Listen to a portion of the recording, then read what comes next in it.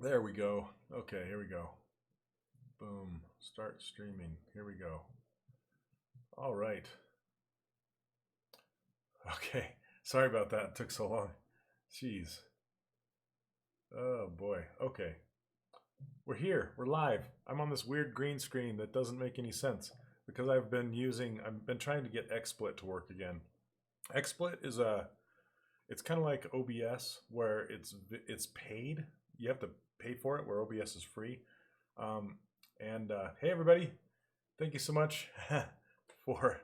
Can you guys hear me? Okay. So I'm using Streamlabs OBS right now, and Streamlabs OBS is it's kind of a themed version of OBS. Kind of weird. Whatever. Anyway, XSplit is it has more features, a little more powerful, but it takes there. You know how sometimes when people try to make things easy, they end up making it more difficult. Yeah, that's what I was running into. So anyway, for some reason, when I tried to go live, it just wouldn't go live. So I resorted back to this. And the reason I'm trying to do XSplit and trying to do this is because I saw some of you over on the Discord channel. I posted a question over on the Discord channel asking about, I was thinking about creating like redoing the Mail Bust mini course. And then I would make it free for people, but if I put it on those platforms like QBrush and things like that, I have to kind of charge for it. So I was just going to charge something smaller, but I don't know. And then everybody's saying that the reason they joined is because they saw me on the Pixelogic live stream, which is super interesting to me because I know that's where a lot of you have come from, and it kind of does the same thing. But what I'm kind of figuring, well, what I'm trying to figure out, just so you know why I'm thinking about doing this, is because I have Facebook ads and they go out to people who have never seen me or do not know about me or do not know that they can go to Pixelogic and watch the live Twitch channel, right? So I'm just trying to broaden out the audience and offer a bit. It's almost like a Pixelogic live stream, but it's not live. It's recorded. So I'm basically showing the exact same stuff that I show during my live streams, but it's recorded and people can go watch it. So it's kind of that same deal. So yeah, I like that idea, Chris. Give them a discount on the course when they join, for sure, for sure. The pirate girl, yeah, that's cool. So anyway, it's I appreciate the answers a lot. I really, really love the answers. So thank you so much. Let me make sure. Okay, people are still giving me answers, which is fantastic. Okay, yeah, Pixelogic live streams. Yours keeps buffering, David. I'm sorry about that. Maybe try rebooting. Does it keep buffering for anybody else? And you found the course by searching on Google. Really? That's interesting. Why am I trying to replace you? I'm trying to grow the masses, not replace anybody. So okay. So I have a couple models. You've seen the Facebook ads? Yeah, the Facebook ads are fun. I want to show more student art. So I want to replace those Facebook ads every so often with more and more art. And what's interesting about that is you guys know, oh, just sound drops out? Okay. Okay, sorry about that. So just so you guys know, with the Facebook ads, um, Corinne actually got an offer because somebody at Disney Imagineering saw her art on my ad. So I want those opportunities to happen more for you. I mean, of course, it helps the workshop, but the goal of that whole thing, and that's why I'm not on camera sitting there saying, "What the course is so awesome." I'd rather say, "Look at the student work." Kind of the proof is in the pudding, right? So it's like I just want I want to get your art in front of as many professionals, as many people as possible, and hopefully you don't get spammed with bogus work, but hopefully you'll get opportunities. So, okay. Let's go. So Lee sent me a new, I have not seen this yet. So hopefully it's not. Okay. Interesting. So Lee, I'm not sure if are you here? You don't have any sound? You should have sound. That'd be awesome, Thomas. That'd be really cool. It's true, right? Okay, and which is fabulous. It's fantastic. And I don't know if Lee is here to see this. So Lee, the major thing that I want to just basically, I don't know if there's a concept or if this is your own concept or what, but in general, and I know your style is kind of lumpy bumpy, but in general, I would reduce the amount of lumps and squishiness of all these guys. But that's just me, and I've told you that before, I think. So if we look at just the gray, like these grass blades are pretty clean, but when it comes to this otter, he's super lumpy bumpy, like especially in the tail. It's just, it needs to be refined and cleaned up. And then this guy's pose, it doesn't, I don't know if you're still going to pose, but this wrist is kind of broken. And so I'd make sure you pose that hand really nice. It looks like you're in the middle of doing that. And then this guy is, again, he's like really lumpy bumpy. Lots of wobbles going on. But I like the premise. I like the whole idea of this thing, that these little guys are fighting this huge otter, which is pretty cool. So yeah, the story behind it's really, really good. And I like that this guy's jumping out of nowhere. His pose is pretty good, but again, his hands, I'd pose those a little bit more. You've been there a week and you love it? Awesome. That's awesome to hear. Super cool.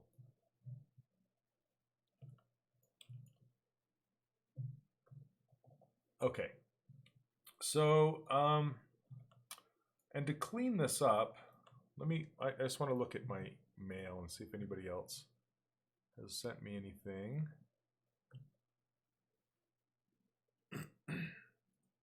So Chris Hendrickson, I don't know if you're here or not, but if you are, yeah, feel free to send me that block out if you want.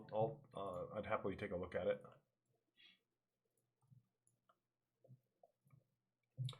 But so thanks again, you guys, for all the feedback. It's super cool.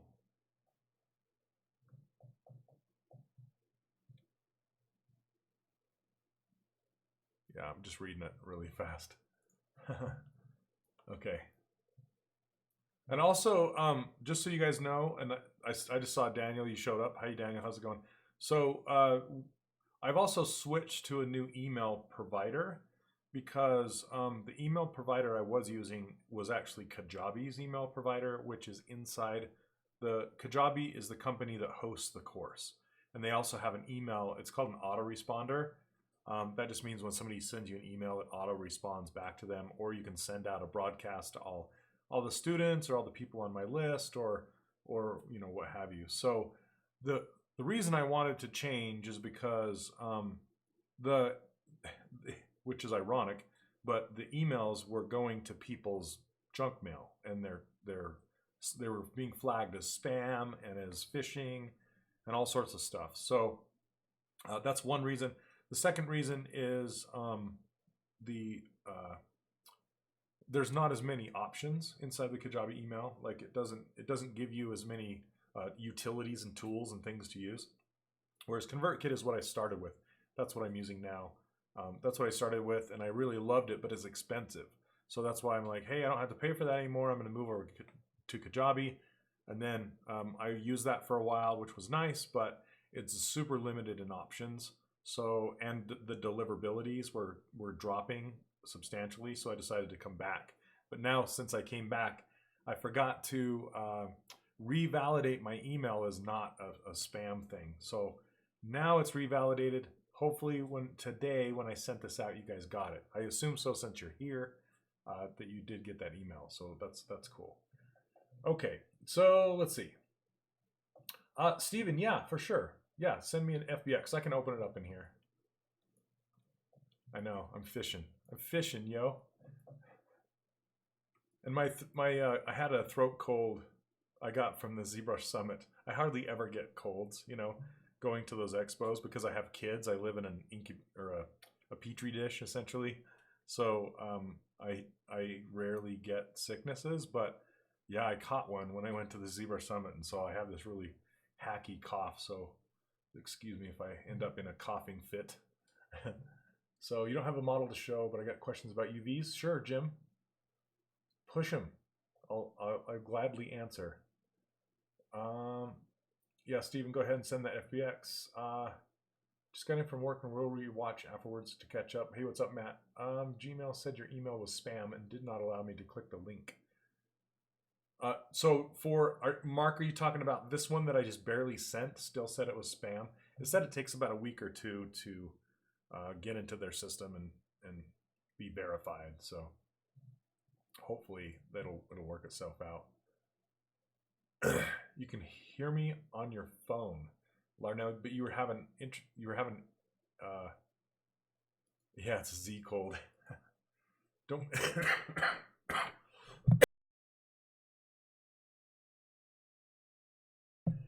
if you make me laugh, that's what does it. Oh my goodness. But I can mute my mic so you don't have to hear it.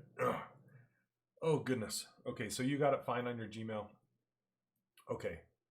Did I fix the rivets from Wednesday? I haven't yet.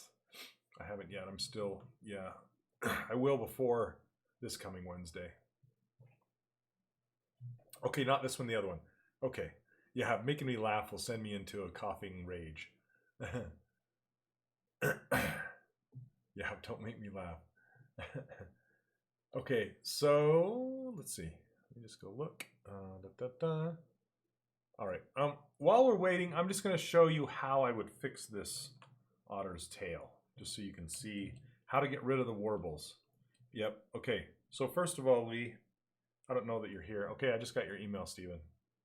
I'll check it out. But what I usually typically do to clean stuff up like this is I will duplicate the character. So this is obviously like dynameshed or subdivided or something. I'm not sure exactly what you did, Lee, to get this here, but I'm splitting it off, and you can see there's a whole bunch of pieces and parts to this. I'm just going to show you how to clean up the body. So let's isolate the body right here, and then I'm going to delete. Man, my user interface has been having issues. See, if I hit restore custom, it still doesn't restore the custom. I have to actually go and load the UI. So bear with me here. 2019, this one. So I have to like physically load it up every time, so that'll show up, and now it works. Okay, so delete hidden. So now we just have this body, and then you can just simply Z-remesh it. Okay. So what we're going to do is we're just going to go to the Z-remesher, and I'm going to leave it just at default, and we'll hit it, and it should clean it up for us pretty good. Yeah, try not to be hilarious. Okay, how do you get PolyPaint to show up in other programs like Maya? Do you need UVs in ZBrush? Okay, that's a super good question, Jim. There are programs that will support PolyPaint, and there are other programs that will not. Okay, hold on a second. That's not bad. That's not bad. Okay, there's still some, even in this Z-remesh state, there's still a lot of warbles here. So let me just answer that question. So Jim, what happens is PolyPaint is vertex color, and Maya can display vertex color, but with Maya it's difficult because Maya has a hard time supporting millions of polygons. So, and I'm not quite sure how you display vertex color in Maya because I rarely do it. But Marmoset will display poly paint, and I showed that during the last student only live stream on Wednesday. If you want to watch that back, and it's basically you go into the material and you change it from albedo to vertex color in the material, and then you assign that material to all the high resolution pieces, and it'll show up. Now in Keyshot, the vertex color just comes right across, so you just push it over and you can see it. I know that Blender supports vertex coloring, although I'm not well versed in Blender to know how to do it. You might ask some of the other Blender peeps here how to show vertex color. And where else would you want to take it? 3D Coat will display vertex color.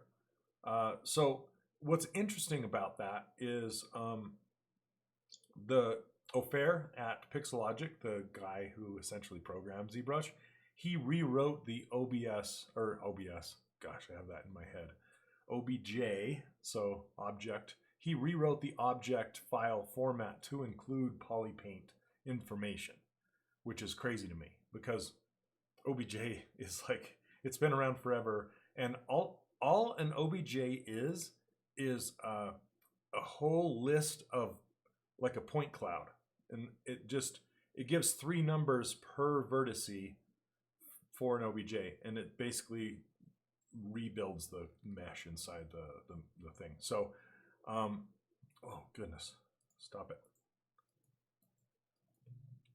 Come on. Gosh, ask ZBrush. Okay, so anyway, so I hope that answers your question.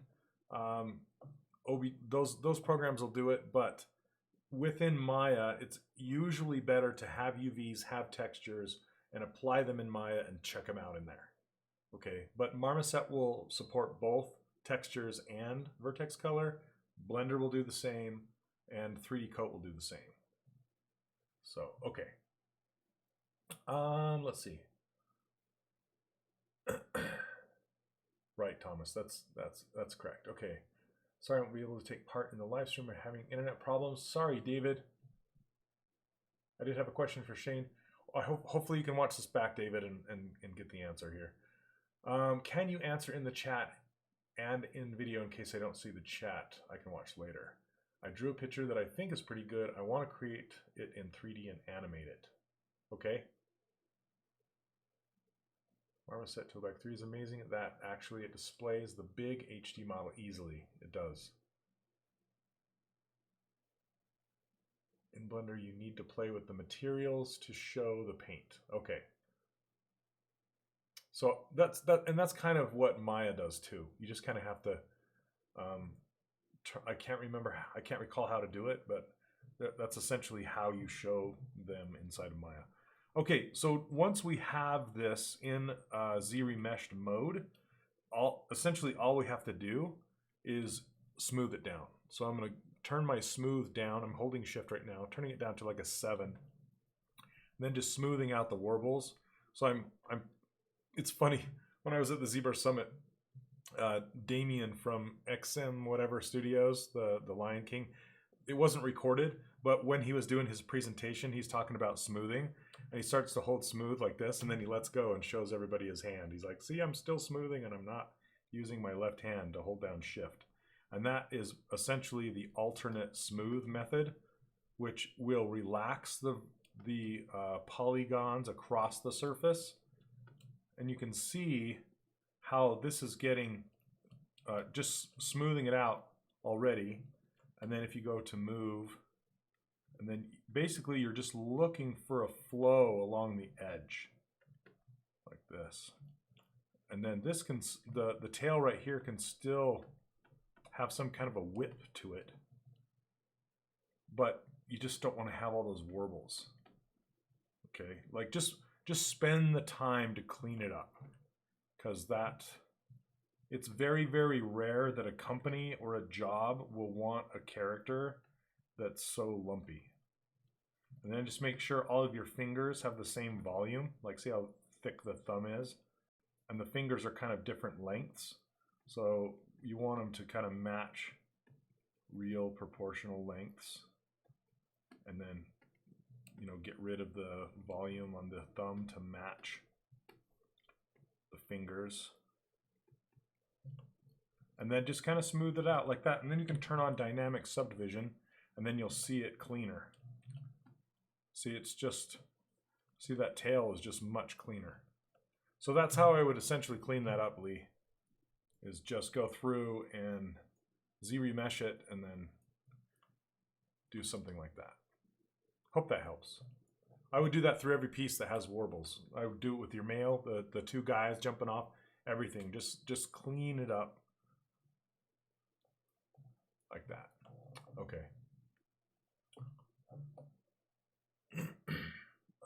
Okay. What's nice in Blender is you can also paint additional vertex colors to drive things like roughness and subsurface scattering, which is awesome, Corey. I've just barely learned that Blender has layered vertex coloring, which is bonkers to me. It's so cool. And what that allows you to do, think about this, okay? We're in ZBrush, and say we want to make an ID map for, say, to explain to Substance Painter where our masking is going to be, so we can select different material types. Well, in ZBrush, you have two choices. You can either stomp over your poly paint on your character and redo your poly paint to call out certain materials, or you can do poly groups and transfer those poly groups into Material ID. And that's pretty much all you have, right? So you're kind of limited in options. But in Blender, you can do several different layered vertex painting types. So you could essentially make one of them that's your base color for your character, just like you would paint inside of ZBrush, right? You could do your base color. And then you could add another layer and basically clear it out and fill it with white and start again. And then you can make a material ID with it. So all the bright colors, all the material IDs. And then say you want to paint your reflection map by hand. You could easily just make another layer and just do your reflections, do your roughness and metalness, you know, all of that stuff right inside of Blender on vertex color layers. So pretty dang slick, absolutely. It's worth looking into for sure. Okay. Let's see. You can display a big ZBrush model without having to decimate or reduce resolution. I think you're asking, Thomas, are you asking, so Marmoset, you can display a big one, and in 3D Coat, you can display a big one. Maya struggles. So just so you know, I'm not sure. Maybe you guys can speak to how Blender does with multi-million poly characters with vertex coloring. I'm not sure. I haven't messed with it enough. Okay. And Zanula, yes, I can. Okay. So I've tried to concept before, and I'm no good at it, David says. So I'm not exactly sure what your question is, David, but I can kind of speak to it, okay? Now, you can totally spend me the pick, for sure. Give it to you to give it to one of your concept artist friends. Yeah, so David, what I would do, I would not give that to one of my concept artist friends. The reason why is because they make their money drawing concepts. So my advice to you would be to actually find a concept artist that you like and commission them to draw you a concept. If you have an idea and you want a concept, commission them to do it. Okay, don't ask them favors or anything like that, because that's how they feed their families, right? So you want, if you want concept art, just hire somebody to make it. And you can find different levels of cost. You know, it just depends on what your budget is and how good of a concept art you want versus how busy they are, that kind of thing. So anyway, that is my that's my advice, is find somebody you really like, or several, and then ask them if how much they would charge you to concept it up for you. All of the concept that Josh Black gives me, I commission him to do. I pay him to do that because that's how he makes his money. So I don't go ask him favors and say, can you do this for me? Or maybe you could do trade work. So sometimes with Mitch Leeway, I've done some trade work with him, but I've also commissioned him to do some stuff for me as well.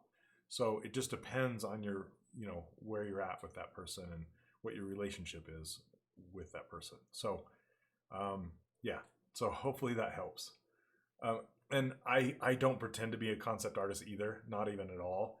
And most 3D character artists are not concept artists. Some of them are, like Matt Thorup and Danny Williams, Dylan Ekron. They can draw like as good as they can model. And myself, I'm not that. I want to practice some more. I used to draw a ton. I'm just out of practice, so I want to get back into it. But the challenge for me, or the part of the job that I like the most, that's most challenging to me, and Alina Tottle is the same way, or Alina Wooten, sorry. She's the same way, where she loves to make a 2D concept come to life in 3D. That's the challenge I love.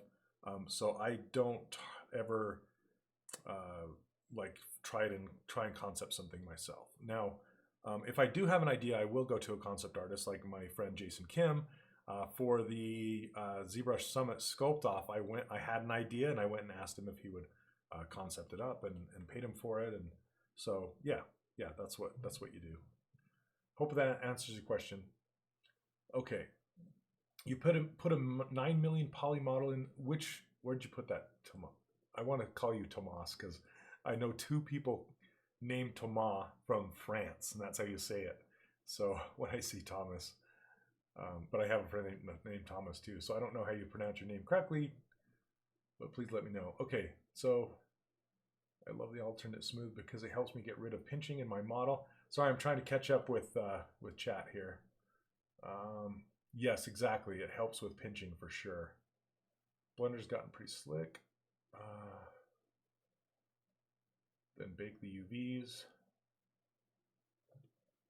So Blender struggles, and if you go into edit mode, it cries. Yeah, well, yeah, you don't want to edit millions and millions of polys. That's kind of, yeah.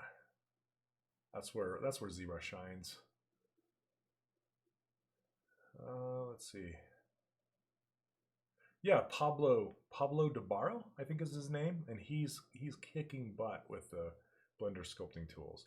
I don't know that Blender will ever get as good as ZBrush at sculpting, just because ZBrush is doing it differently than anyone else. So Blender has a true viewport, Blender has a true viewport where ZBrush is kind of faked. So it's not really the same. Yeah, that QuadraFlow, super cool stuff.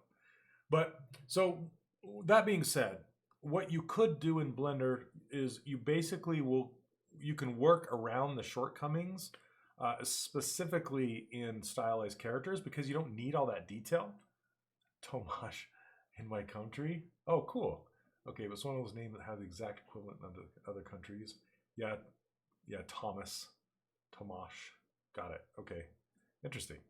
So in Blender, if you ever watch Jan Scopes, he will do, it's kind of like Sculptris Pro, where he'll keep things light for the most part. He won't take it very, very heavy, and he will retopologize his mesh quite quickly so he can manage everything. And then he'll put a subdivision, what's called a Catmull-Clark subdivision multiplier on top of it to make it look smooth and clean. And that is kind of how I used to work, is when I would do box modeling or traditional modeling, is you would start with a box and then you would add a Catmull-Clark subdivision modifier and just go from there. So the extra step that's added is kind of the Sculptris Pro step that allows you, it's called Dino Topo inside of Blender, dynamic topology, where it's just you're sculpting with triangles and it adds new triangles as you go, which is essentially what Sculptris is. So basically you just kind of work within that method as you go. It's not quite as clean. It's a little more rough than ZBrush, and the handling of the brushes is a little more rough, but you can get there and you can use it and it works. So it's not, yeah, I've seen a lot of people do some really good stuff with it. So, okay. Oh, Paulo's working on a performance enhancer. Interesting. Okay. Looks something similar to 2.5D. Really interesting.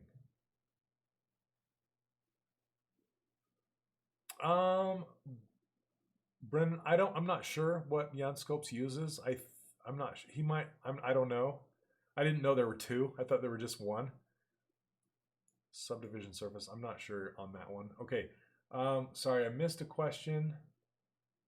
Can you explain the difference between H polish and S polish? Yes. Okay. So we can just use this guy right here. So H polish. So it's basically BHP is the hotkeys. Okay. If you polish the surface with it, let me turn on a different shader so you can see it better.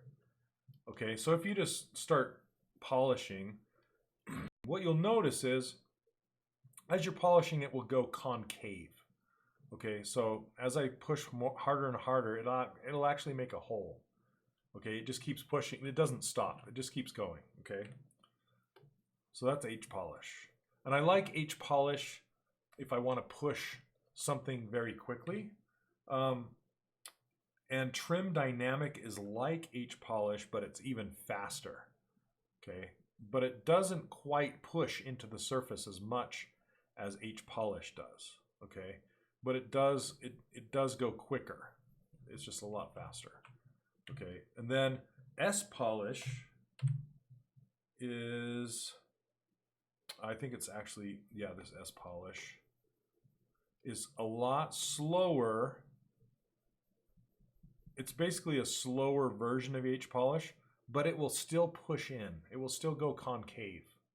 Okay, so it's essentially a slower version of H polish. Those are both the same. Now, this polish, is based off a brush by SK, which he's, is that Sakuro? I met him at the ZBrush Summit, and so he made this brush, and I tweaked it somewhat. But what's unique about this brush is as I start to polish, it does not go concave. So if you look at it from the side, straight. So it will not push in past where the brush is. Okay. So see how it's just straight. Okay.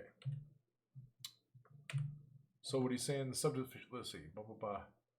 The multi-res is very similar to ZBrush's subdivision, but it's not as refined.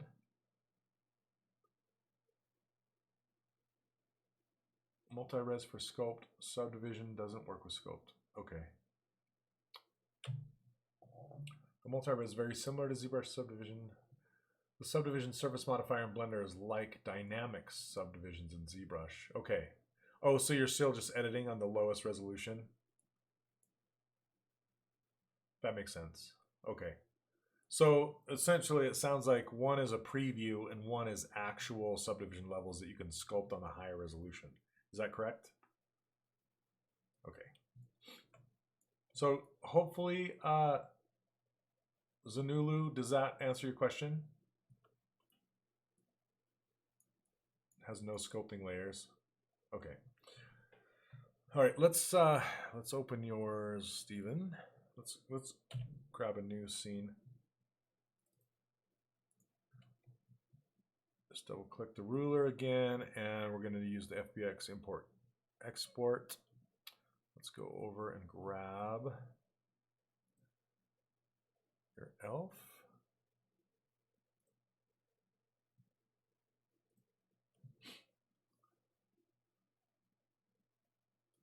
Okay. Give me a second here.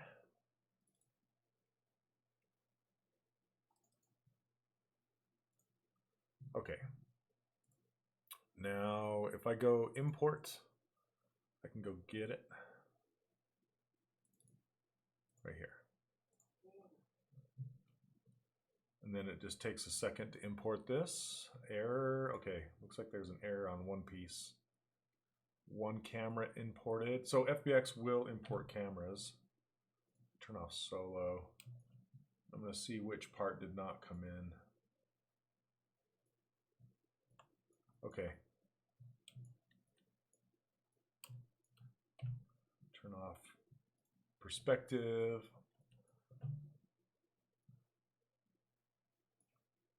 So Steven, did you do this in Blender? Is this a Blender model? Since it's FBX, that's why I was asking. Let's grab. You did export it from Blender. Okay. And then do you have, is there a concept to this? She's looking great, by the way. Super nice.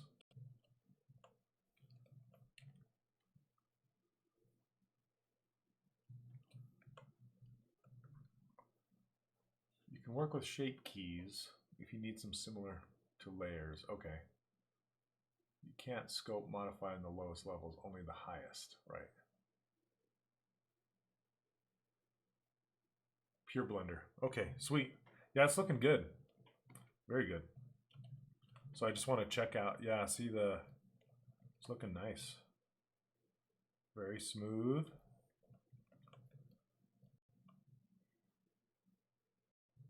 So the anatomy's looking good on this arm. I might, you could probably just move the top of this arm up a little bit. Maybe not. Or squeeze the wrist down, but it's this,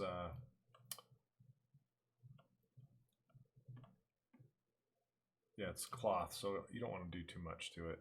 It just kind of looks pretty straight and uniform from this side. That's why I'm like, well, maybe we could introduce some kind of anatomy in there, just a little bit. Since you have it right here, you know.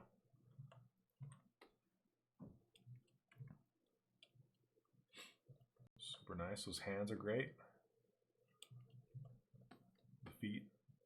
Yeah, the feet might be a tad long, but they're pretty good. They look really nice. So you could just kind of, just barely, I don't know. Something like that. All right. Let's, I just wanted to check out. So did you retop this in Blender then?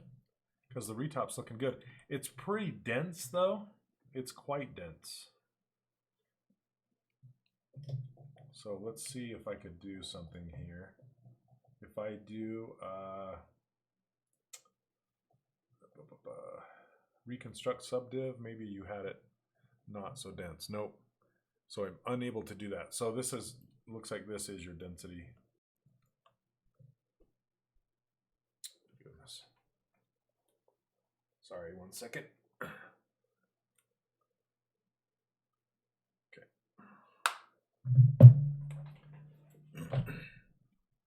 Concept has a very flat sleeve. Okay. Rob. So Rob. Sorry, who's Rob? Is that the? Let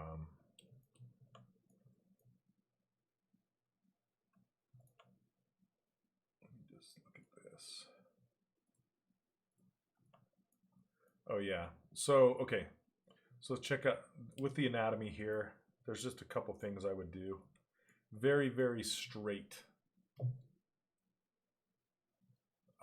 It's too dense for both, actually, for both gaming and feature. So if you look at these eyes, there are a lot of rings around here. Lots of geometry packed up in there.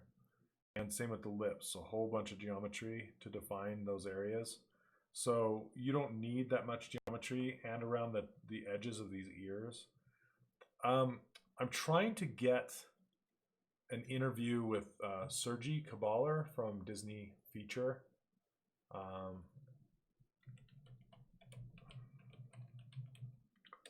me see if I can find some images of his models, because he does film models.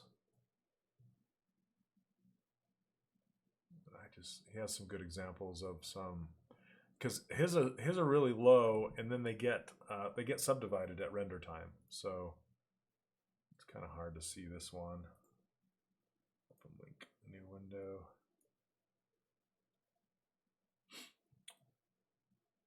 I don't know why this is taking so long. I don't know what this is. Great. Anyway, basically this, you can see how it's not, the topology is even and it's not that dense. It's kind of hard to see in this thing. I just wanted to open the image in a new tab. Yeah, it's kind of hard to see, but this, you can actually download this mesh from Sergi on Gumroad. So he gives away this mesh, which is fantastic. So if you really want to study mesh density for film, I would look at this. This is like the pinnacle right here. Okay, so so again, his name is Sergi Caballer. Do Gumroad, I guess. Whoops, no, 3D model. Oh, let's go to his Gumroad. Right here, he gives it away for free. So I would check that out. I can put a link to it in the chat here. Ooh. Okay.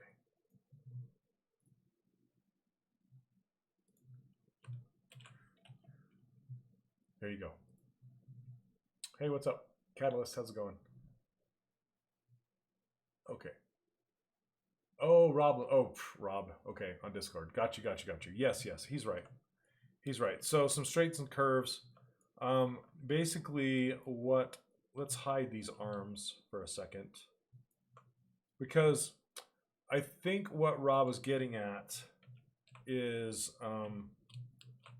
basically when you show the dress, it's hard to tell because it's in an A pose, right? It's like she's just standing there, so there's nothing really dynamic about it, right? Because she's very like a pipe, just very straight, very stiff, not very much going on.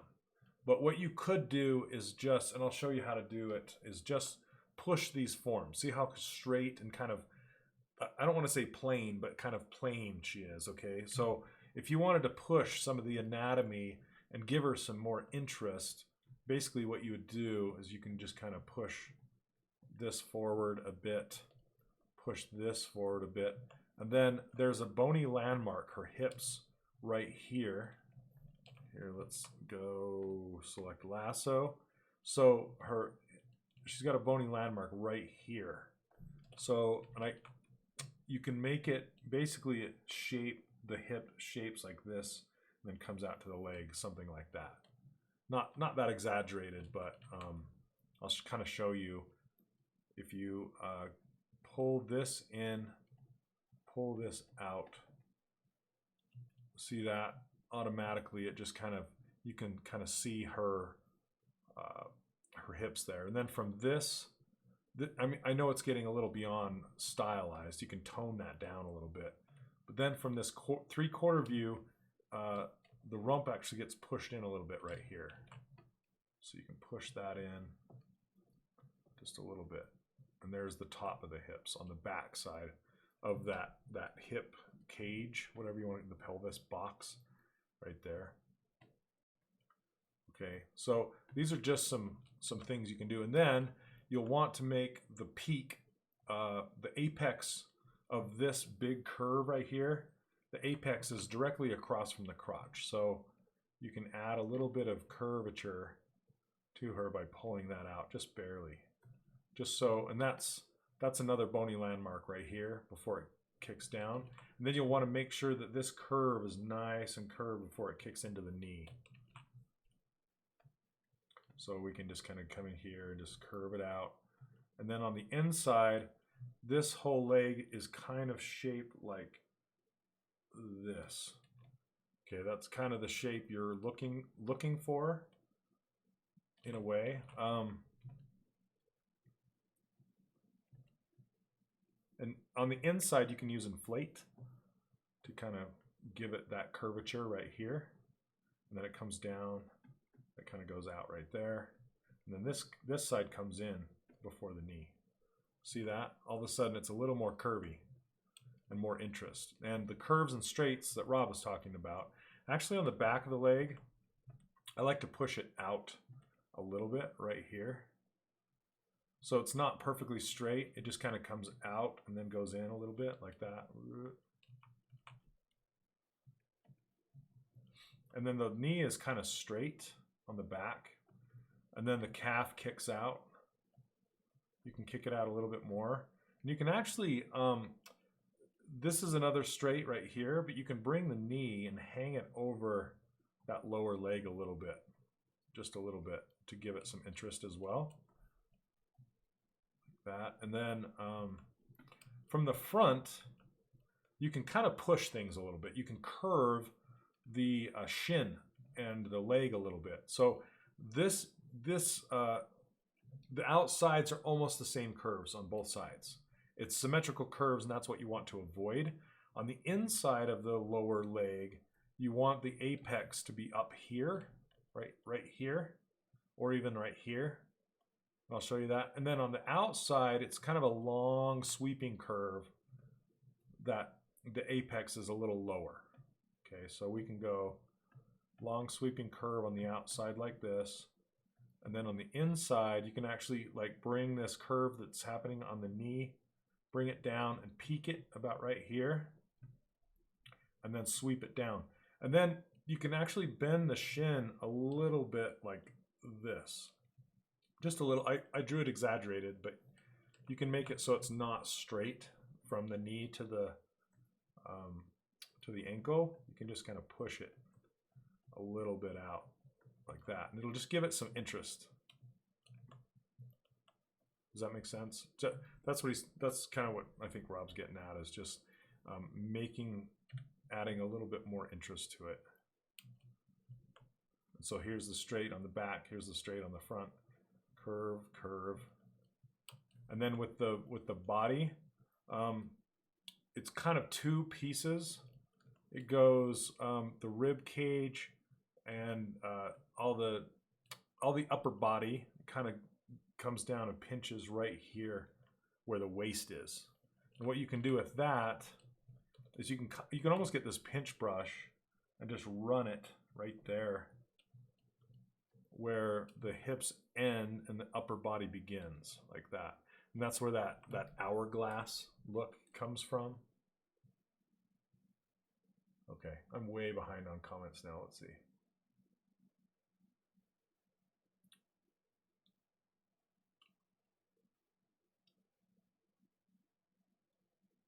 Yeah, Corey, for sure. I'm working on that right now, actually.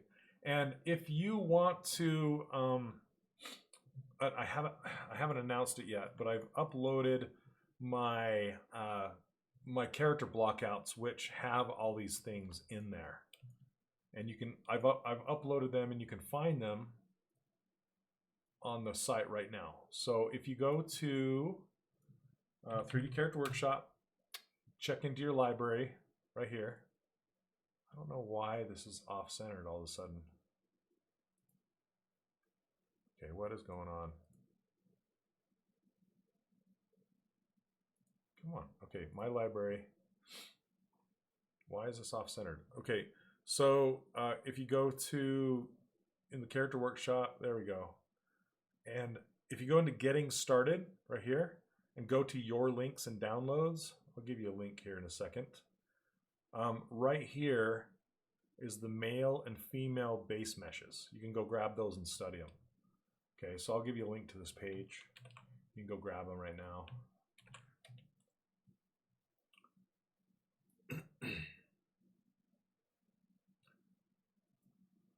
Is it easier to make Retopo for closed eyes? No, it's not easier, it's different. So basically when you do closed eyes, the only reason you close them, it's typically for film, is because you want to have all the geometry to make it so they can close in film. But you don't want to do that for games, because most of the time the character's eyes are open. In film, you get more bones to drive those eyelids with. Inside games, you get like 2, usually, maybe 4, but usually 2. So you want to start with the eyelids open and then the bones close them. And when it's closed, it usually looks like crap, looks like garbage. But so they'll blink them really fast. It'll just kind of give you the idea that they're blinking. But in film, sometimes the eyelids are so expressive and they get close up to them that they will model them closed like that. That's the whole reason. And yes, you will want more geometry for the eyelids for film, but not necessarily a ton. You don't have to have a ton in there because it's going to get subdivided with displacement maps anyway. So you want even topology is more important than a lot of topology, if that makes sense. So even means even squares, okay? Let me see.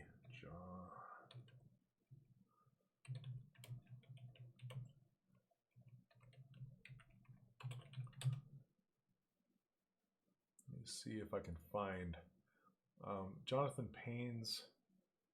Okay.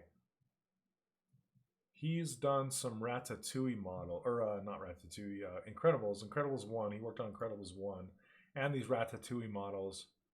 And you can kind of see the density levels. These look like, no, these are Jonathan Payne. Okay. Yeah, he looks like this. This is Jonathan right here. But they've actually made even more. This topology isn't really the best either, but it worked, obviously. And these could have been just for the maquettes, but you can see kind of how even it is for these guys. I want to find more examples and show you, but anyway, Stephen, does that make sense for you? And did the closed eyes versus opened eyes make sense to you guys? Also, Stephen, for the ribs and stuff like that, you can make this a little more concave, not as much as like say a male, but you can just kind of pull the rib cage out a little bit.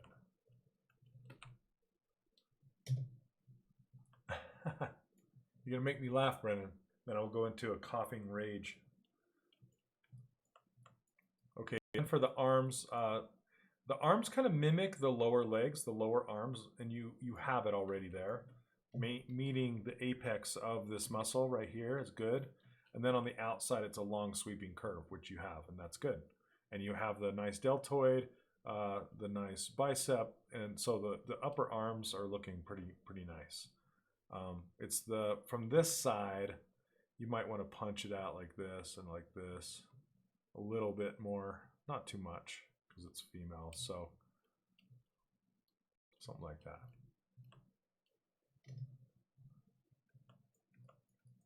Okay.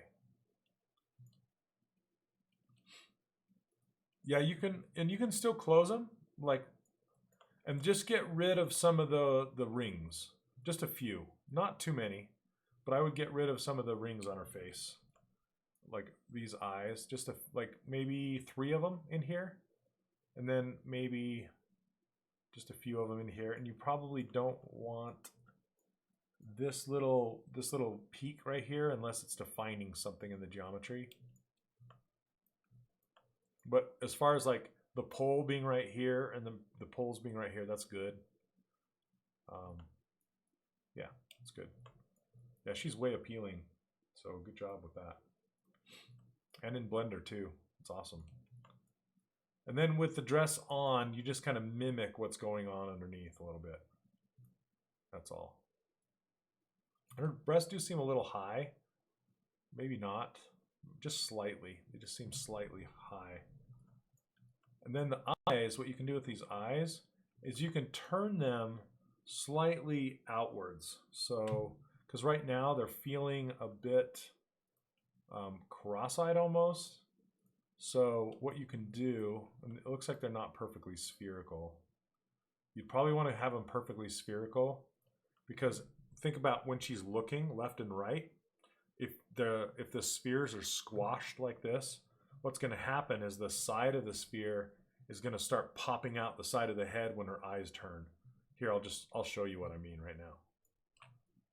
Okay, so this is, let's see, let's find sort of the center of the eye, probably right here.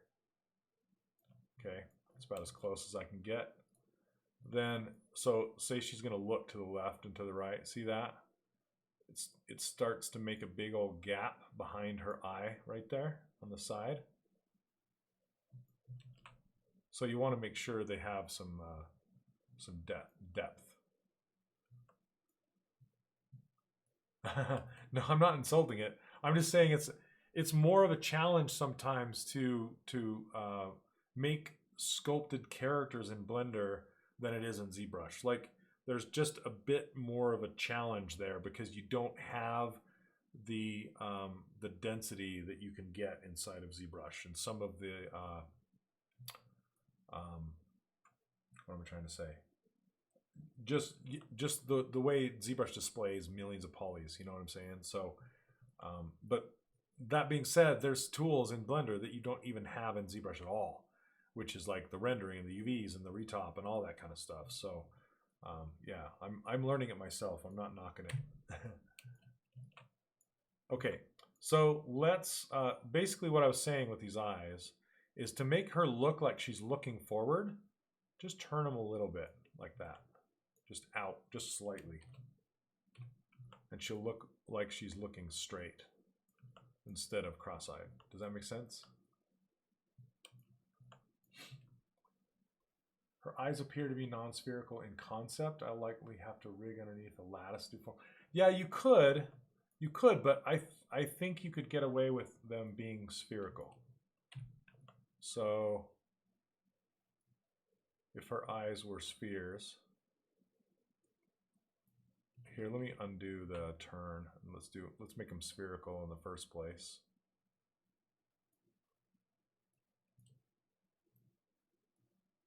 See, they're not that far off from what you had them. Then just push this in a little bit. And then just adjust your eye shape to match spherical eyes.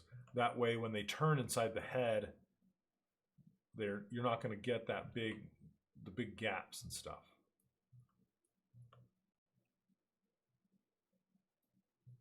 Hey, what's up, Lee? I just went over your stuff in the beginning of this. So if you're just getting here, I'm sorry, but you have to watch the recording of it. But I did go over your otter. The main thing what I was gonna say is I really like the story of it. The story is really cool, but it's just the surface undulations, and I did a demonstration on how to fix that. I want to pull her face forward just a little bit. Maybe not. I'm just trying stuff.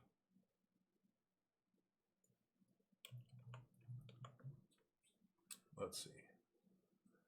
Do you use the Sculptris Pro option ever to work at different resolutions? Not really, because the Sculptris Pro is it's kind of dangerous because it allows you to make the most undulations possible, right? Because there's no limit to what you can do to it. And so if your tendency is to make, like a warbly surface, then your surface is going to be crazy warbly, if that makes sense. So the lower the resolution on your mesh, the better for keeping things nice and clean. The higher resolution you have, the easier it is to make undulations and warbles. So yeah, try and steer clear. The only time I ever really go into Sculptris Pro is when I have a Z-remeshed mesh and I run out of topology. Like I run out of polygons, like say in and around the nose or somewhere where I just need that little extra bit of surface detail to get like the creases in the nostrils or things like that. And I'll just simply run out of geometry and I don't want to Z-remesh it, or it's just going to make a mess, right? So I'd rather just flip on Sculptris Pro and just add some dynamic topology where I need it. But typically I will not turn on Sculptris Pro in the beginning because it's just a mess. So it's really, really easy to get just deep into details fast and it's that's why I say it's kind of dangerous, because you can just kind of go off the rails with it. Oh, you found the concept? Okay, cool. Did you send it to me? Let me check it out.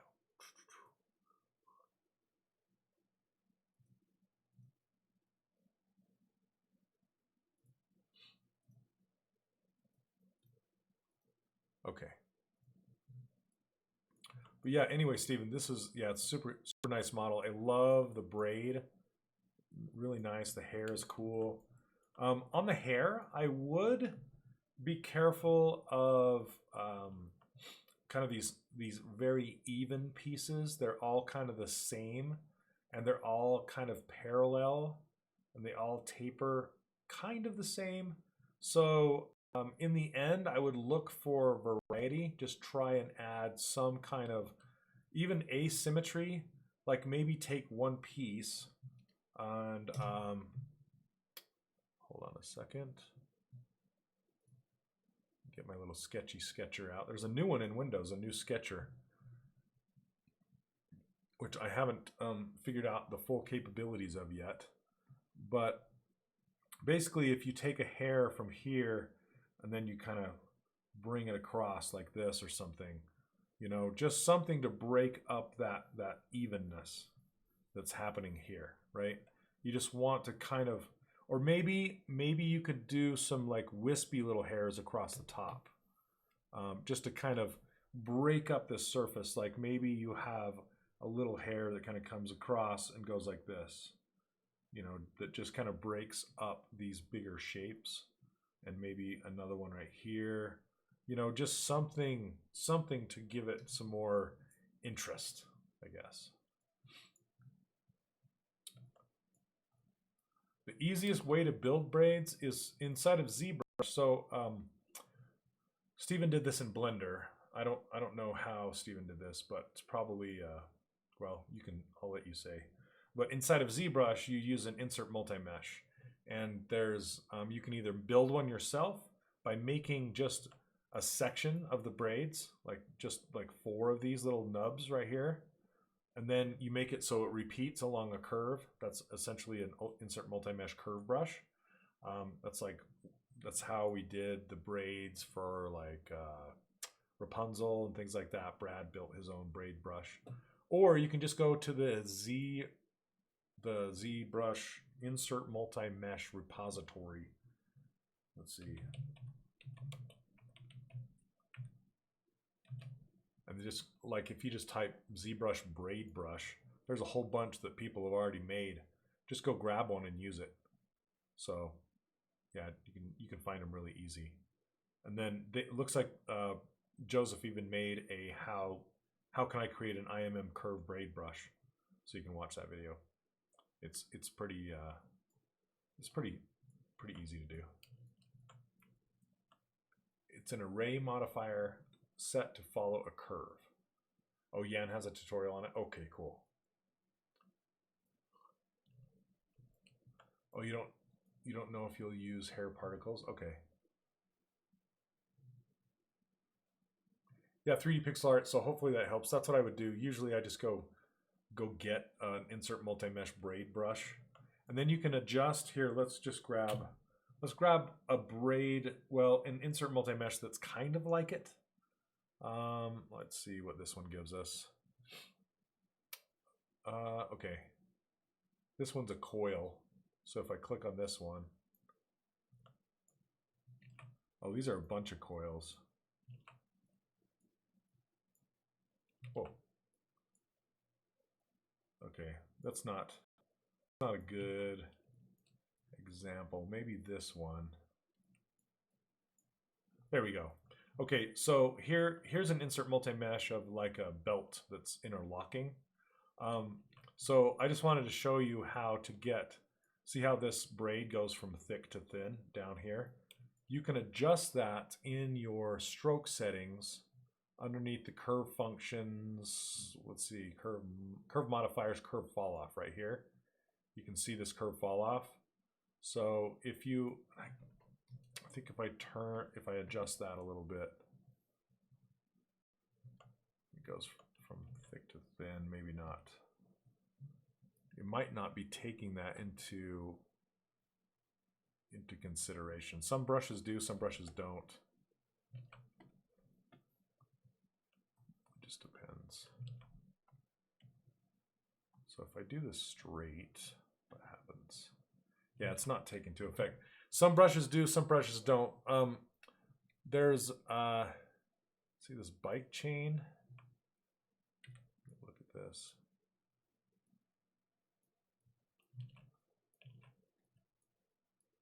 Anyway, that's where you, if it did work on the brush, that's where you would adjust it. You can go from thick to thin there.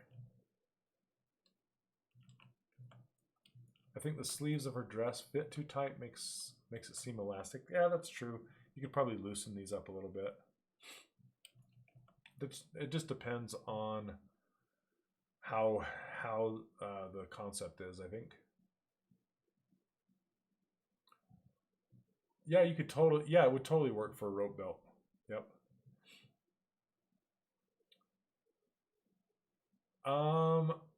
Lee, is it best to build chainmail as geometry or baked as a normal map?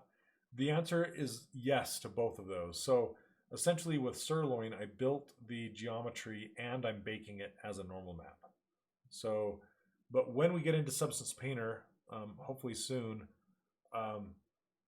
I'm going to try both inside Substance Painter. I'm going to try the baked out normal that I got from Marmoset, and I'm also going to try using a chainmail material like a smart material that comes with Substance Painter. And I'm going to try them both to see which one works better. So that's how I feel, but with this comments on straights versus curves, I get tripped up. Stephen, the biggest thing to follow is the concept. Concept is king. So I wanted to check it out. Did you send it to me? Yeah, Stephen, send me that concept. I'll take a look. And then I can give you a better idea on what to do with her. Maybe putting in some overlapping folds will help, particularly at the elbow. Yep. Yeah, I just break this up. Also, when you put her into a pose, that will help a lot. That will really help make her more dynamic and fix a lot of the stiffness that just A poses typically have. So that should work. Let's see. Okay, what was that other question? Any tips on creating fur? I keep struggling with it and it ends up looking like a warbly mess. Fur is tricky because it depends, like I said, it depends on the what you're trying to go for. Let me grab this sphere and subdivide it a couple times. There are some brushes, like again with that insert multi-mesh repository. There's two different ways I like to do fur. One of them is, so they're both represented right here. So one of them is like this, where you actually take a fur brush and literally build the fur like this, right? But it doesn't bake down very well. If you're going to be using it for an in-game mesh, it just doesn't bake well. The second way is to do it with like alphas like this, or VP, what are those called? Those other type of brushes that actually have depth to them. So this is kind of another way. And when you're doing fur, the best way, I like these brushes actually right here. These are pretty cool brushes. These 14, and it looks like they just took them from here, and looks like there's a lot of different fur brushes. Anyway, but you can kind of see how they get pulled off of the surface and built up. So essentially what you can do is when you're laying out, when you're doing your fur brushes and you're trying to put fur on a character or a creature, what you want to do is you want to start with the bottom. So if you're going to do, say, like a head of hair, you'll want to start around the perimeter, like around the base of the neck and around where the fur ends. Like if it's an animal like a cow or something, you would want to start around the belly, and then you overlap going up in the direction that fur is being laid down. and then you overlap like bricks in a wall. So instead of going like, if you have these two, then doing two straight above it, you overlap them like a brick pattern like this. Okay, and then if you, I'm trying to remember, you just need to stay far enough away from them that when you're putting the new row in, it doesn't interfere with the row underneath it. And I think you can do a morph target, save a morph target before you do any of this, and then you can use the morph target brush to kind of paint out the issues as you go, and it should help. I don't have any of those fur brushes loaded right now, but okay, here we go. Oh yeah, okay. So yeah, so this is what Brendan was talking about with like some sleeve wrinkles, just to break up that the straightness of everything. So her arms are very straight, but they also taper in quite a bit before you have another set of wrinkles down here. And then just pay attention to how everything is tapering as you go through. Yeah, just really pay attention to. So it's like for her, it's all about the elegance of everything and the just the sweeping lines being broke up by the occasional like wrinkle here and there, right? So like for this one, the straights and curves, it's a little more difficult to see and use them, but the front of her shoulder actually has a curve on it and the back is straight. And then down here is kind of curvy and the top is straight, that kind of thing. But I wouldn't focus on it too much. And like I said, when you go to pose her, that's going to make a huge difference when, you know, as far as how she looks. But you can see in her hair, there's a lot more going on than the, you know, the even bigger hairs that you have going right now. And I would watch that if since you're going to be doing it in Blender, I'd watch Danny Mac's hair tutorial, and Jan Sculpts has one too, where it's essentially what you did with a braid, right? But just do more variety and just kind of break up those surfaces a little bit, but then I think you have it. It's pretty good. Very cool. So hopefully that makes sense. That answers your question. Let's go back to chats.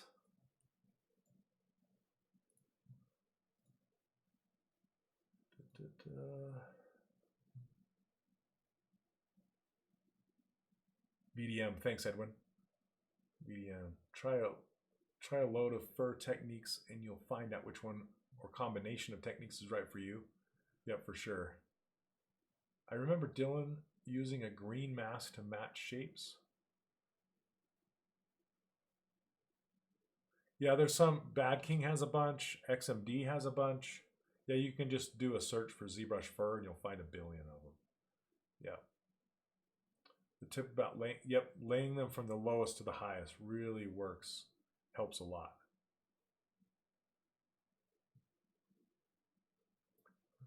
The best thing to practice following concept art is break it down to its absolutely most basic, simple shapes first. So let me see if I have an example here. Yeah, just like look for the most simple shapes you possibly can find. And then match those shapes first. Get that down and locked in, and look at the silhouette and everything. And once you have that locked in, then the details are just details. It's like, it's just butter on top, right?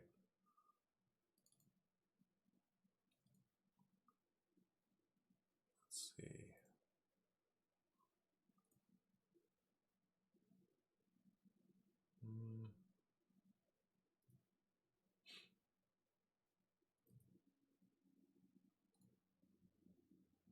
Sorry, I'm just trying to find this here.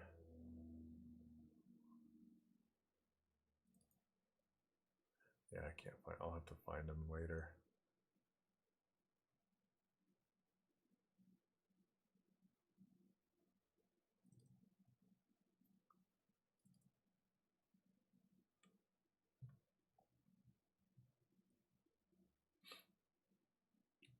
But kind of like the way Mitch will block out his characters, same way I do mine, is like if you look, this head looks completely complex, right? Because it's a picture. How do you break that down to simplistic forms? Well, if you break down the head into like a sphere that has some flat sides, and then you put this piece on the front, which in Mitch's case, he'll like wrap a plane around it. In my case, I squish a sphere into that location, and then the ear, and then the neck, and just make sure you get everything, like ignore the details for as long as humanly possible, and then just try and get the whole gestures and shapes and silhouette and everything in first. That's the easiest way to match a concept is with the base setup first. So let's see. Whoops.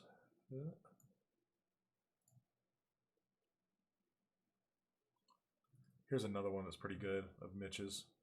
So see how he's breaking down this face to just essentially a sphere, and then this lower jaw portion. Yeah, and then like the next step. So say you're happy with it and you've nailed it and you've figured out all the simple shapes and you have a really nice block out. Then you take it to the next level and you go through the exact same practice where you're matching all of the medium shapes. So then you like match the nose shape and the eye shape and the eyebrows and the relationship to one another. Like how much your eyebrows relate to those eyes and how far they are down, and you know the shape of the eyes, the shape of the nose, how far away it is from the cheek or the lips, or you know it's all about measuring and figuring out the volumes. That's the hardest part, and that's essentially what being an artist means, as far as like when you are asked to interpret a 2D character concept into 3D. That's the whole thing. If you're making it up on your own, you don't have to worry about any of that stuff, right? Because you're just making it up. Your measurements are your measurements. It doesn't matter. But when you're trying to match somebody's 2D concept, it matters a heck of a lot how far the measurements are. So it's like a different skill set you got to tap into. All right, Stu, take care, man.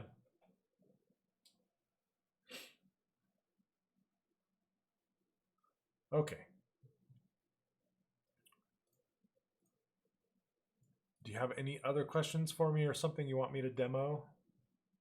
I'm going to keep looking for different images really quick. I got to find where Mitch, I put those Mitch Leaway's drawings.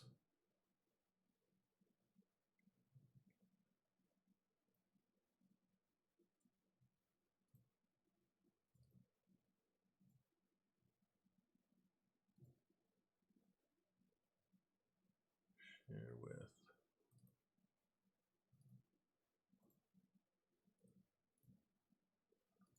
Gosh, I don't know what happened. Anyway, what I can do is I can pull up those base models too, so you guys can check them out. And if you want to see some of the mannequins I made, let me know, and I can show you some of the mannequins. They announced it during the ZBrush Summit, which is pretty cool. Let's see this one. So here's some. This is kind of a basic breakdown of a head. Super basic. This is essentially what Mitch had. If I turn off the lines, right? It's like the big sphere on top that's been smashed on the sides a little bit, and the jaw, the ears, and then the medium shapes, which is like the nose and the eyes and things like that.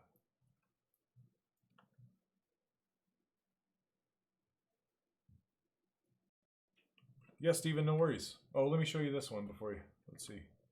This is the female. So as you can see, like some of the things I was talking about, like the apex of the hips right here, and how it kind of sweeps into the knee, and then how it has that hip, that bony landmark right here, and it kind of cuts in. Then you have the rib cage coming down. Mine's pushed a little more, but you can kind of see it. And there's also a bony landmark here, and then here. And then this is kind of the straights and curves. See, I almost go concave right here down the front of the leg. You can see how the calf is like, the peak is here, and then a long sweeping curve on the outside. On the inside, the peak is here, then kind of a long sweeping curve on the outside. And then on the arm, it's kind of straight and peak here and a long sweeping curve out there. Yeah, Caitlin, so you can go get them right now if you want. So they're not 3D printing, they're not 3D print ready. I should make them print ready. I'm just not, I have too big of an imposter syndrome to, but I should pose them a little bit and then make them 3D print ready. But you can go to the course right now and grab them. I uploaded them. I haven't really announced it yet. I've been telling people that have attended these live sessions where they are. So it's kind of a bonus if you attend these live sessions. So if you go to, I don't know why this is offset right now, but if you go to My Library, go to the workshop, go to Getting Started, and going to your links and downloads, they are right here. Male and female base meshes. You can go grab them right now. Here, I'll give you the link.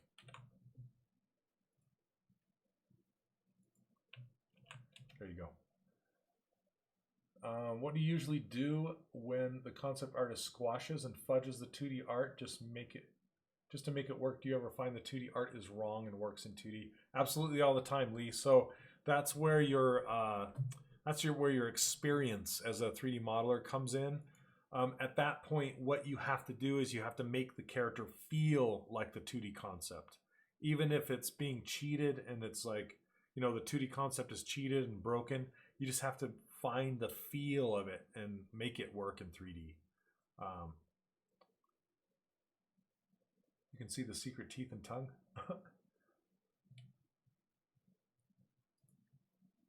Oh, a version with more details. Ah, okay. Yeah, I probably should. I probably should like take it to the next level and make them 3D printable. That'd be kind of cool.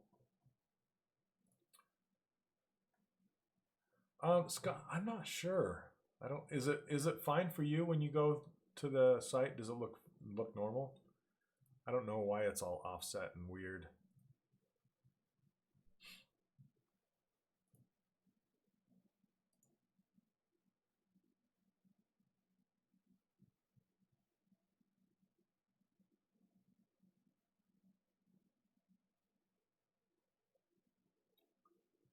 So, okay. Yeah, Lee, that's the thing is, so I've talked about this before, but when a company hires you to, and they already have a concept. Excuse me, one sec.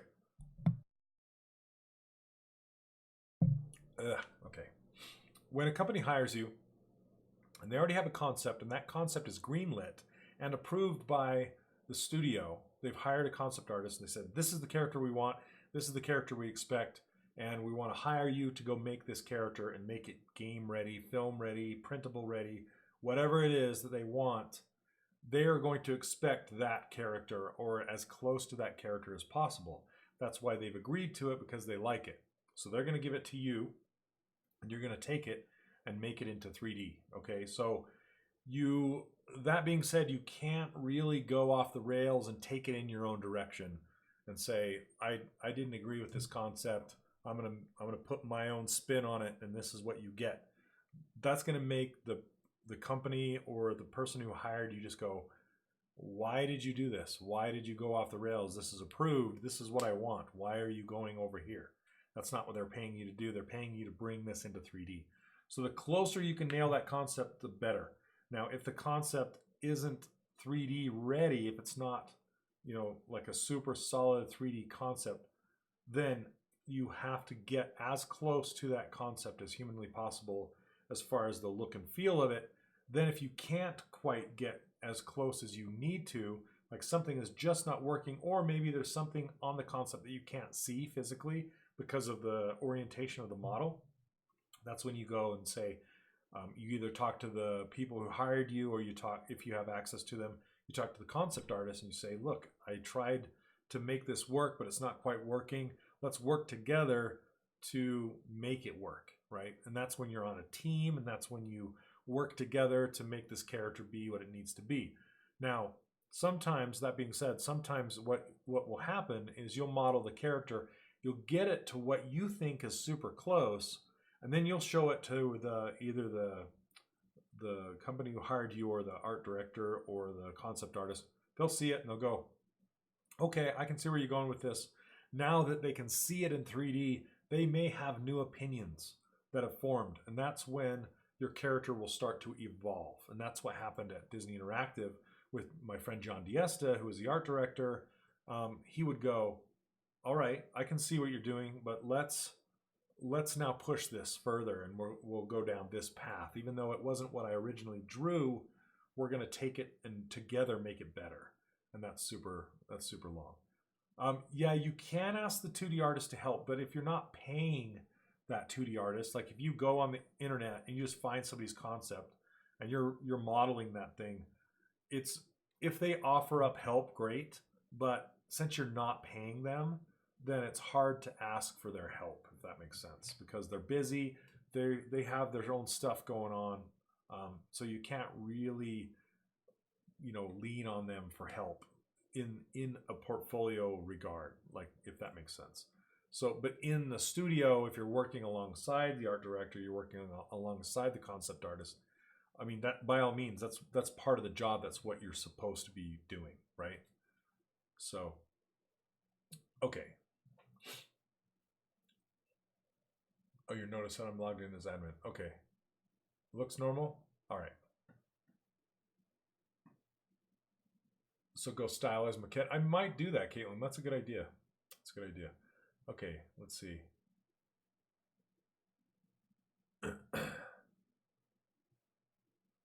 Yeah, I cannot wait to move out of this place. You'll see I have a green screen because I'm just temporarily in this location. I'm trying to figure something out because I want to record some new stuff, and I'm just struggling with this location and the echo. You probably hear the echo in my voice and stuff. It just drives me crazy. So 3D pixel art, I could, if I had some ready to show. I'd have to dig and it would be boring, and I don't know of any right off the top of my head. But I'll have to look for some for next time if I can remember. Let's see.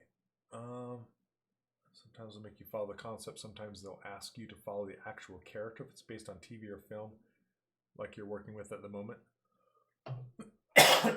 Well, yeah, that's actually. Hold on a second. Sorry. Okay. Wow. I'll get a drink.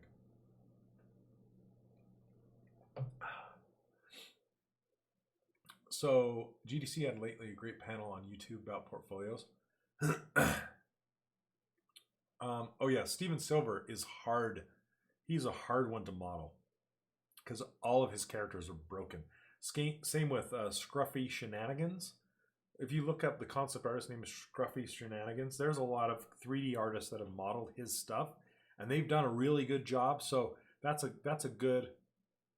something to look up and see, like, what some 3D artists have done to model his stuff, because they offer very little information, but the character is really nice and fun, and they've been some pretty good models based off his stuff. Hey, what's up, Sean? It was good. It was good. No worries. For portfolios, the best to have one style or many with different subjects? Honestly, it depends on what you want to do in your career. So I think the more you put in there that's broad, the more the person or group who wants to hire you will be confused. Like, they'll go, well, what is it that you want to do? You know what I mean? They'll look across the board. But sometimes it's good because they can see that you're flexible and you can do realistic, you can do stylized, you can do environments, you can do props. There's all that kind of stuff, and that really fits into more of an independent developer, like a smaller studio that would need you to wear many hats. But if you're going to be like specific and there's certain things that you want to work on, then that's what you should show in your portfolio and then go after those jobs, if that makes sense. How would I mark? I don't know. I'd just have to find a concept and just model her. So I'd have to try it. I don't know. I'd have to look at it. It's worth a watch if you want more info. Cool. Was it Gavin Golden? Was that who did it? Do you know, Thomas? So Gavin Golden is one of the guys that I want to get an interview with, and he's agreed to an interview, and he's kind of he's like the soapbox guy when it comes to what to put in your portfolio. He's the lead character artist at Insomniac, and he always does portfolio reviews at GDC, and he always has something to say about portfolios. And some of the main things are you don't want to have a demo reel because you're not an animator, you're a character modeler. So have images of your models. I have suggested. I know what Carmen Sandiego is, but anyway, I have. I lost my train of thought. Sorry, 1 second. Oh my goodness. Oh, I have suggested Sketchfab and Marmoset Viewer in the past, but I've heard that companies are going into those viewers and ripping the models and 3D printing them off. So it's kind of a warning not to put your models up if you don't want them ripped off. And that's more for like from professional studios and things like that. So images work just fine, and you'll want to show your topology, you'll want to show your baked maps and things like that. No slow turntables in a movie. It's just studios don't necessarily want to see that. You just want a bunch of images showing off your model close up so they can quickly kind of scan and see it and in a big format. And still the best, in my opinion, and I think Gavin's same opinion, the best place to put your images is on ArtStation, because then you can just send them your ArtStation link and they can just go to it, check it out. It's fast, and they can see large images and just show off your models. Because basically, what it boils down to is these companies just want to know that you can do the work that they need you to do. That's the whole reason for a portfolio. That's it. There's no other reason to have a portfolio other than to just, show off your work to your friends. But a portfolio is meant to get a job, right? So you want to show that company that you can do the job and hopefully hit the ground running. So if these companies look at your portfolio and say all you have in your portfolio are high resolution characters, you're probably not going to get a game job, because they need to see that you know how to do retopology, you know how to do baking maps, and you know how to do topology well, that kind of thing. Or if you're going to work at a excuse me, geez, I've been talking too much. Or if you're going to try and get work at a toy, like a Hasbro, like a toy manufacturing, they want to see that you know how to do keys. They want to see that you know what undercuts are, that kind of thing. So the more you can show off that you know what you're doing, the more likely it is that you'll get a job doing that thing, right? That's what a portfolio is for. So the slow turns with the music and the wireframe going in and out and that kind of stuff, it's flashy and it's okay, but it's kind of like, because I was the lead character artist responsible for hiring people on the team, and I would look at these portfolios and I'm just like, okay, come on, get on with it. I just want to see these models. And I'd start clicking through and fast forwarding. I don't have the time to sit and watch 5 minutes of slow turning models. You know what I'm saying? I just want to look at them and look. And the best thing to do too is include the concept with it, so I can see how close you nailed that concept. And I just want to see, I want to know that you can nail a concept. I want to know that you can make a game character, and I want to know that you can hit the ground running, because companies have characters that need to be made. You want a job making characters. That's how you come together. So hopefully that helps.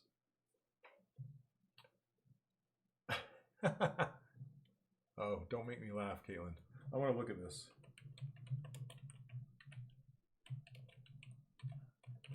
Let's check a look.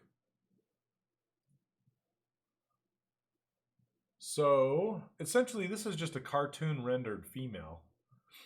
So I think your question is she's very, very flat, but she's still 3D.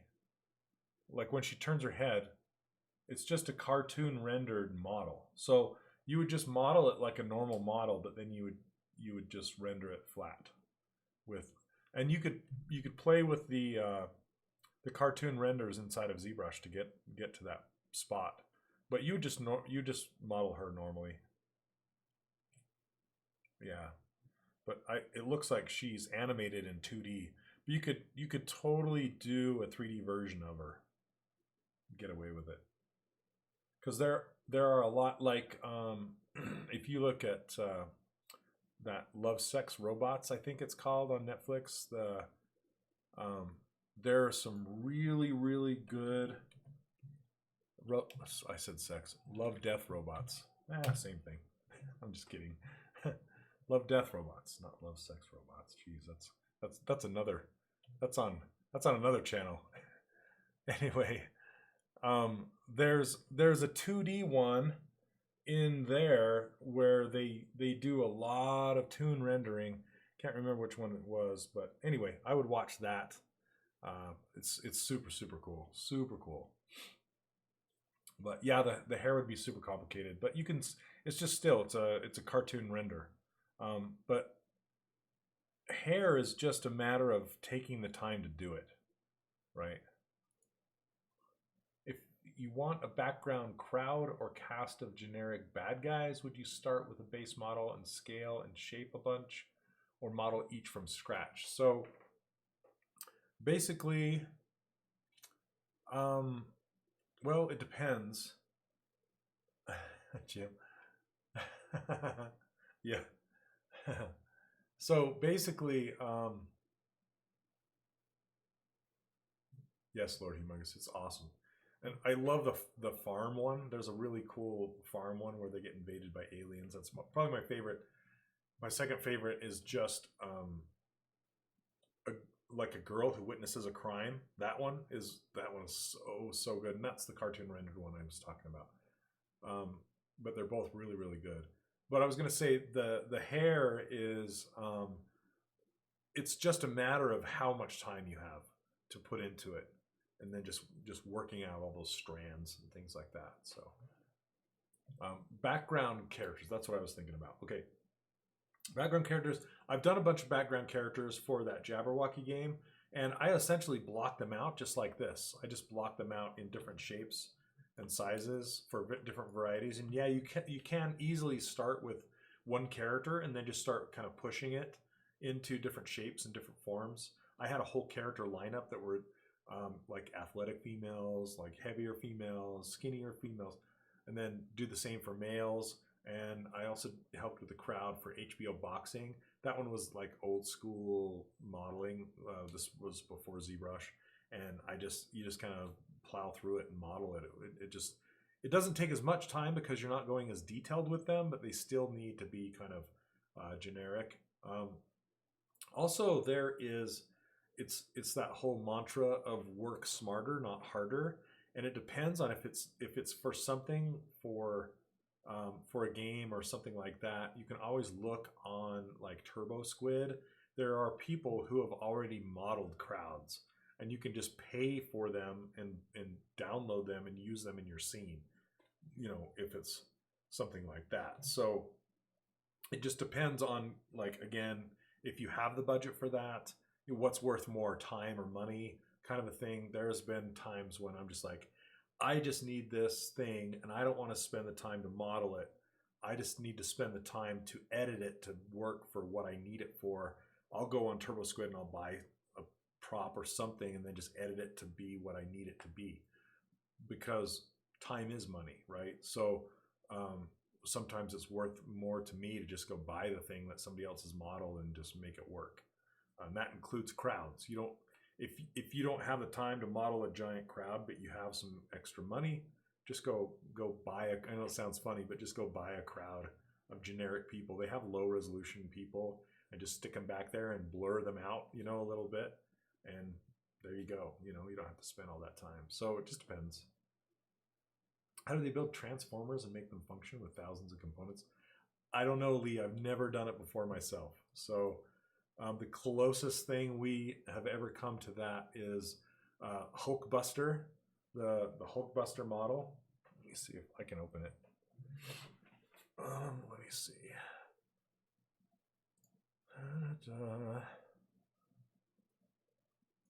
And then they just rig it to make it work. And I've rigged vehicles before, so I rigged the Warhawk, the actual like airplane, and then I've rigged tracked vehicles. So I had to time out the spinning of each wheel and how the track would run across. So, and because it was an animated texture, so I had to time the texture to make it work. That was a pain in the butt, but that's kind of, yeah. Or they fake it, you know. It's like, I'm gonna transform now. Ta-da! You know what I mean? They just kind of fake it with camera movements and all sorts of stuff. It doesn't necessarily have to work. Let's see.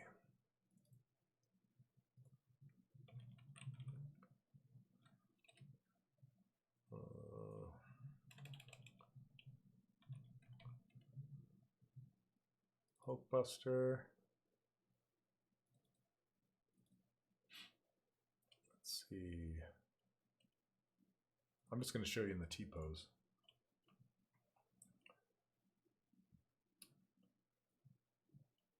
All right, Sean, take care, man. Okay, here you go. This is the closest thing to it. But these are all the stuff in between these joints. They're essentially just faked. So if you look, they're just simple pieces. Super simple, just cylinders. This is nothing like, you know, the movie Transformers, but yeah, essentially they're just these simple pieces just modeled out. I don't know why it keeps going to that, but anyway. Then see how, I hate to say stiff, but see how stiff he looks in his T-pose? This is what I was telling you, Steven. Once you get him in a pose, all of a sudden you find his personality, right? Like this. So all of a sudden he's like, has all this person, and you can see that these joints are just being stretched. They're not really working as per se. So can you use a Hulk or similar character for a course? I asked because there are several courses with those characters. You should, well, like, are you saying like license wise, should you use a Hulk for a course? Probably not. You probably shouldn't if you're a course instructor, because I doubt they have the licenses to those characters. But then again, it's educational, right? So you can kind of get away with it. Like Kate in my course is fan art of a No One Lives Forever. So I'm not selling it, and it's not, you know, anything that I'm making money off of as far as selling the character or, you know, hurting their franchise. And actually Monolith, the company that made No One Lives Forever, they posted it on their fan art day. And so it's better to do something like that. But if you're like, yeah, it just depends. It depends, I guess. Like the reason I didn't do a licensed Disney Infinity character for the course is because I don't have the license. I didn't want to pay for it. It would have cost me a mint. So, yeah. Anyway, yeah. Any other questions? I think we're just about going to wrap it up.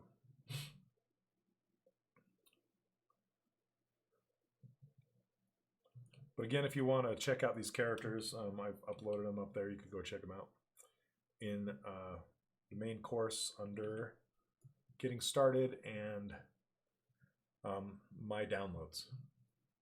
They're right there.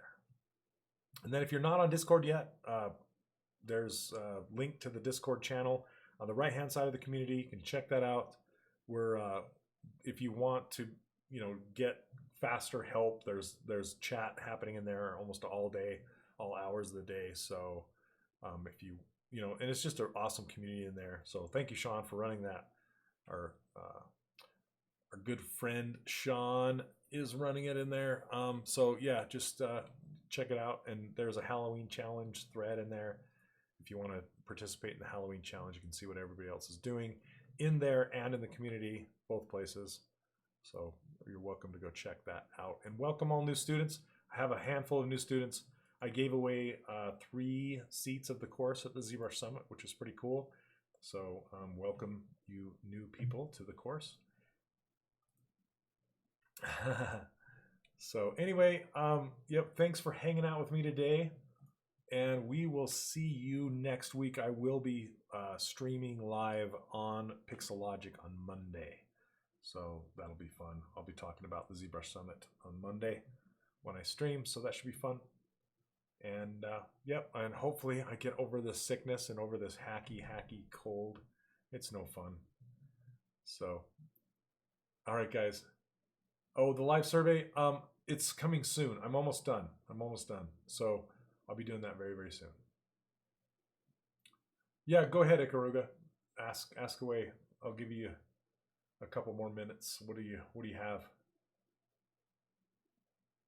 I did not demo at the summit, but they did interview me. So I'll have an interview out there as soon as they're done with that.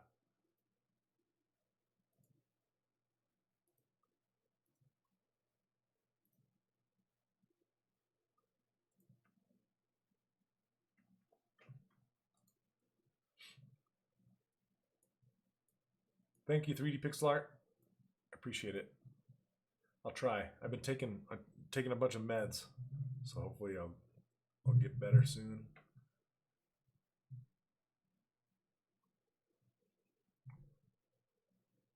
Oh, so this 20-second delay. You're welcome, guys.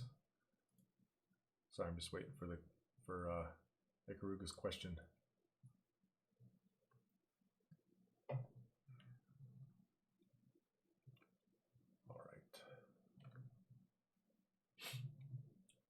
And Ikaruga, you can ask in Discord too, if you want.